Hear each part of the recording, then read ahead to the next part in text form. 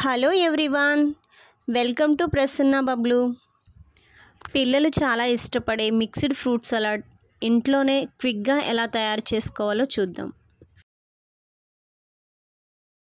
Stove మీద bowl పెట్టుకుని 2 litres milk తీసుకున్నాను.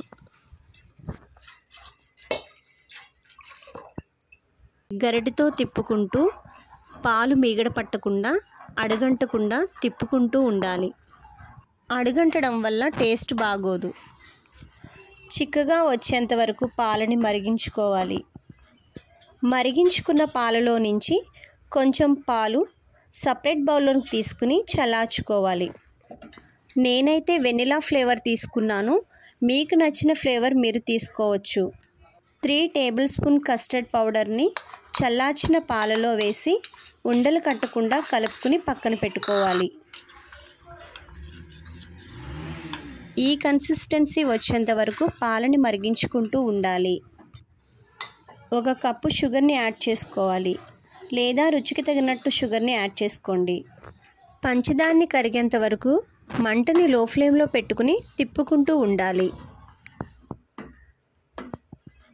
మిక్సీ జార్లోకి కొద్దిగా షుగరు, 5 ఇలాచీలను తీసుకుని గ్రైండ్ చేసుకోవాలి.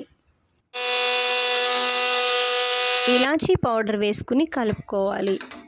ఇలాచీ పౌడర్ వేసుకోవడం వల్ల టేస్ట్ బాగుంటుంది.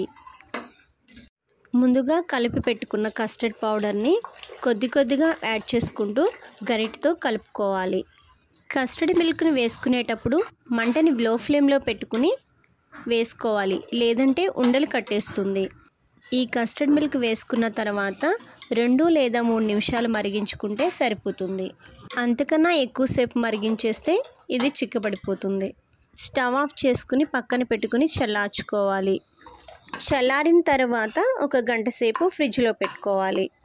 నానబెట్టి పీల్ తీసేసిన బాదం పప్పు, జీడిపప్పుని చిన్న స్లైసెస్గా కట్ చేసుకుని ప్యాన్ పెట్టుకుని 2 టేబుల్ స్పూన్ నెయ్యి వేసి డ్రై ఫ్రూట్స్ వేసి మంటని లో ఫ్లేమ్లో పెట్టుకుని బ్రౌన్ కలర్ వచ్చేంత వరకు ఫ్రై చేసుకోవాలి. 1 అవర్ ఫ్రిడ్జ్లో నుంచి బయటకు తీసిన కస్టర్డ్ మిల్క్లో డ్రై రోస్ట్ చేసుకున్న బాదము, జీడిపప్పును వేసుకోవాలి. చిన్న ముక్కలుగా తరుగుకున్న ఖర్జూరం వేసుకున్నాను. ఇందులోకి మీకు నచ్చిన ఫ్రూట్స్ని చిన్న ముక్కలుగా కట్ చేసుకుని యాడ్ చేసుకోవచ్చు. నేను ఇందులోకి కొద్దిగా దానిమ్మ గింజలు, యాపిల్ ముక్కలు, అరటిపండు ముక్కలు యాడ్ చేసుకున్నాను. చెర్రీ యాడ్ చేసుకున్నాను. మీరు ఇందులోకి స్ట్రాబెర్రీ, పైనాపిల్, పపాయి ముక్కలు కూడా యాడ్ చేసుకోవచ్చు. ఒకసారి ఈ కస్టర్డ్ని ప్రిపేర్ చేసుకుని ఫ్రిడ్జ్లో పెట్టుకుంటే 2-3 రోజుల వరకు పాడవకుండా ఉంటుందండి.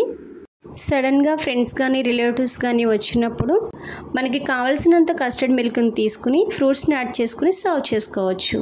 అలాగే ఈ వీడియో కనుక మీకు నచ్చినట్లయితే లైక్ చేసి, షేర్ చేసి, సబ్స్క్రైబ్ చేసుకోండి. Thank you for watching.